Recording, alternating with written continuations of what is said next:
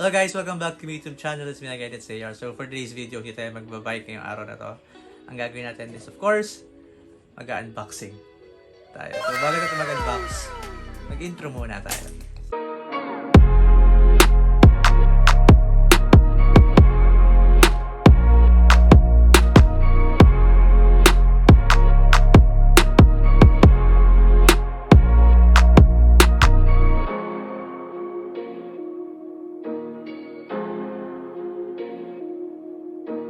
So yun nga pala guys, gumagawa tayo ng mga bike videos nga pala. So mga long ride, mga short ride. So nag-unboxing din tayo dito sa channel natin. At nagluluto din tayo dito sa channel natin. At kung yan ang hilig mo, mag-subscribe ka na sa aking channel. At i-hit mo na yung notification bell dito sa side na to para ma-notify kapag meron akong bagong video. So tara, unbox na natin ang ating bagong vlogging camera. So yun guys, so ito na yung ating product ngayong araw na i-unbox. So yun nga, disclaimer lang guys, hindi ako tech vlogger. So kung ano lang yung laman nung box, hindi yung share ko sa ito, hindi may mapapakita ko sa inyo. So yun natin, unbox na natin yung ating bagong vlogging camera.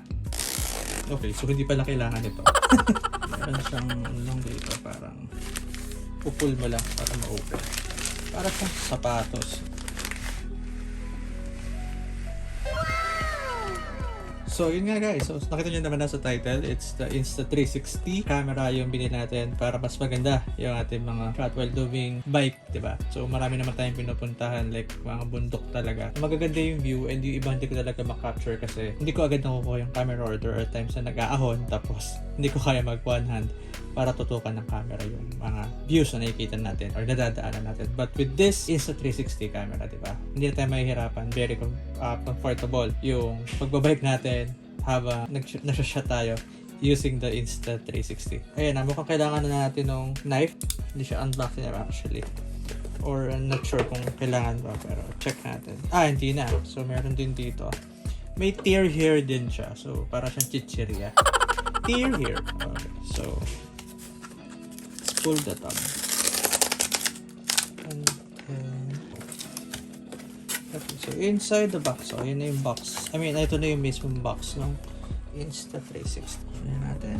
Alright, so yung kailangan natin is Insta360 OneR Twin Edition. So may interchangeable lens action cam siya. So what we have is the 360 lens mod plus the 4K mod. Okay, so you can use it sa mga regular vloggings and then for the Insta360 para kumuha tayo ng mga shots na magaganda while biking. Okay, so meron silang ngayong sale si Insta360 wherein pag bumili ka ng Twin Edition or I think any na products nila, meron silang mga freebies na kasama.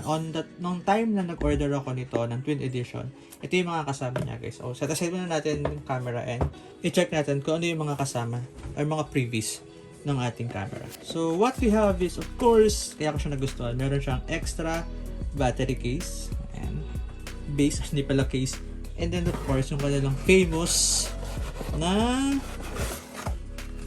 Insta360 na invisible selfie stick. So nothing else doon sa package. Alright, so unahin natin yung ano ba unahin natin? Camera or yung stick? Unahin natin yung camera. So huli na natin yung mga previous niya. So let's proceed dun sa camera. At this time mukhang kakailanganin na natin ng ating unboxing knife.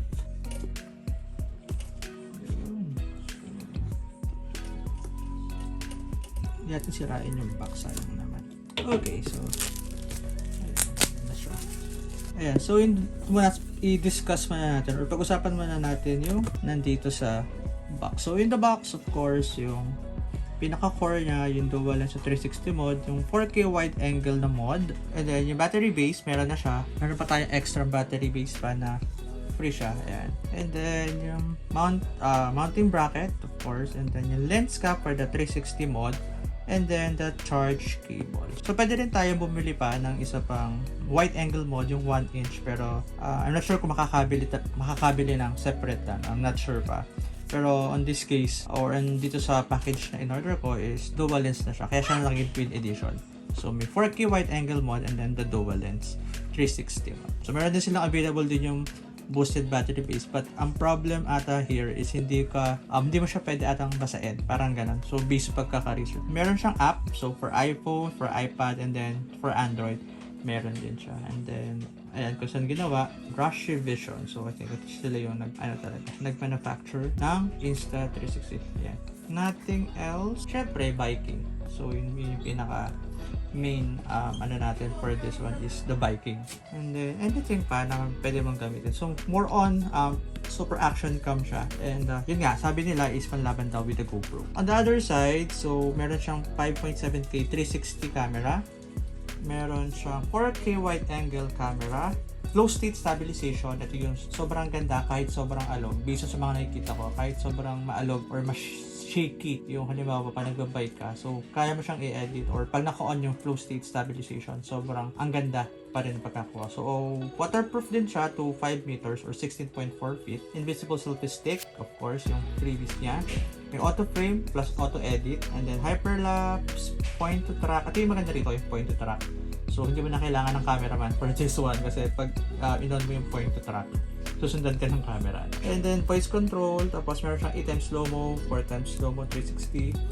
And then, with HDR photos and then night vision. Sa harap, wala naman. So, yun lang. So, buksan na natin yung mismong camera. This is the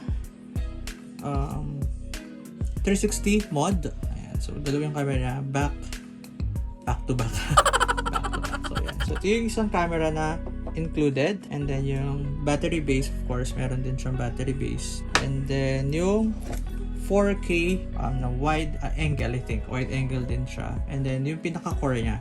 Okay. So, may ini-snap lang daw siya dito. Kung hindi ako nagkakamali. Yun lang. Ganun lang siya. And then, papalitan mo siya ng other mode. Like the 360. So, kabilaan siya. Ito yung screen niya. Okay, para makita. And then, pwede namang nakaharap sa'yo yung camera. So, itong mod, kasi kakabit siya or i-snap siya dito sa battery base. And hindi ako marunong. Parang ganun lang siya. Kahit hindi siya nakasalpak ng todo. Ayan. So, hindi ko pa siya maayos ng todo. Natatakot akong galawin. So, yun pala guys. So, snap muna natin tong isa. Yung core, tsaka yung lens. And then, tsaka natin siya isasalpak sa battery. So, mali yung ginagawa ko kanina. Sorry. So, ayun. Nagbukas naman na siya. Pero parang feeling ko, hindi pa siya nakatapat ng todo. Not sure kung tama. Pero, yun. So, pag ganyan siya, check muna natin yung isang mod. So, snap lang naman siya. So, ito hindi siya baliktaran. Parang hindi siya nag-snap eh. Yun, nag-snap siya sa cam. Pero ito talaga ako worried eh.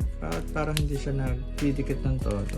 So, pag-aaralan ko pa kung paano talaga siya nakakabit. Kasi medyo nag-worry talaga ako dito dahil medyo meron pa siyang space. And parang ang pagkakaalam ko is dapat lapat na lapat siya gaya dito sa kabila. So, check ko muna siya. Aside from this, meron pa siyang kasama dito. Meron siyang charger niya. So, Type-C na rin. And then, ito yung pinaka-importante sa akin. Of course, yung mount bracket. And then, yung cover lens for the 360 cam. Para kung may travel, ganyan. Meron siyang pang-cover. Yung mga pang-mount. Sa bike or sa tripod or kung saan. And then, of course, mga paperwork. Oh, the sticker. Siyempre, may pa-sticker. And then, mga ano pa to? Kung ano-ano pa. And, parang ano to, panglinis, no? Okay, so that's it yung laman ng box. Check natin yung battery base. Yung free na battery base. So, diba? Sulit, no? So, dalawa na agad yung battery ko. So, the battery base. So, same lang naman siya ng capacity ng battery natin. I think katagal siya ng 70 minutes continuous. And then, of course, the Insta360 na famous invisible selfie stick. So, meron pang isang ganitong selfie stick. Sobrang haba. Para ka na talaga nag-drone. So, ayan. Ang ganda. Wow. Okay. So, ayan. Ganda niya. Abangan nyo na lang yung ating next video para sa ating test shot ng ating Insta360 OneR Twin Edition. So, ayan guys. So, yun yung ating unboxing ating Insta360 OneR Twin Edition. So, mag-create ako ng separate video for our test shot ng ating 4K wide angle camera and ng ating 360 na camera. So yun, so before we end the video, I would like to thank yung store ng friend ko sa Shopee, si Me Mules. So Me, thank you for sending this shirt. Actually, it's cotton on And alam niyo na kasi niya na favorite ko si Harry Potter. So, sinendan niya ako ng t-shirt. So, thank you so much, Mem, for sending this shirt. And please do follow Memules at shop. I'll drop the link down below to visit yung shop niya sa shop. So, thank you for sending this again. And then, of course, thank you dun sa mga patuloy nag-subscribe sa ating channel. So, we are now road to 1K subscribers. Currently, we are now at 813 subscribers. So, thank you for continuous support. And of course, syempre, hindi mawawala, shout out tayo for today. So, shout out si Animate Gaming, Pangasinan Cycloholics, thank you. Si Sep Long, thank you for continuous support. Kabantog Carl Justin, ride safe din lagi. Si Bobby Dylan TV, of course, yung boss ko si Sir Sir Mark Fragoso, thank you for commenting and supporting me on my YouTube career. And then si Abib Gazebo from Bali, Indonesia. Wow! Thank you for subscribing to my YouTube channel and commenting. Pag meron ng mga video, si Trike Bike PH, thank you. Si BLNK, Liza Albayra Vlog, Super Cyclist TV, si Don. Ayun, yun lang yung mga gusto kong i-shout out for this video. So yun guys, kung nagustuhan niyo yung video ko, please don't forget to like, share, and subscribe to my YouTube channel. And we're now road to 1K, so please, let's hit the 1K by the end of June sana, no? So yun. So thank you guys for subscribing and for the continuous support of my channel. See you on my next vlog. Peace!